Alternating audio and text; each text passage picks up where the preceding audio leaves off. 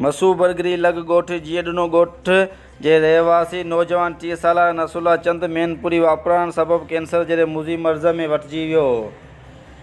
नौजवान जी अज़ियत वारी ज़िंदगी गुज़ारण ते मजबूर बणियल आहे। वारसनि पारां खेसि मुख़्तलिफ़ अस्पतालुनि मां इलाजु करायो आहे, पर अञा ताईं तबियत में को सुधारो नाहे अची सघियो। संदसि वालिद जो चवणु आहे त नौजवान पुटु तकलीफ़ में सूरनि सबबि दर्दनाक दांहों करे थो।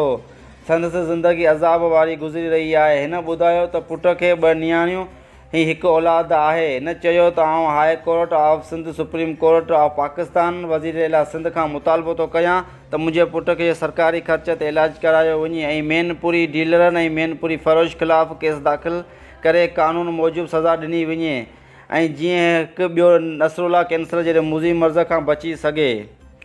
रिपोर्ट महबूब अली, ख़ासकेली, शाहीन न्यूज़, मसूब बरगरी।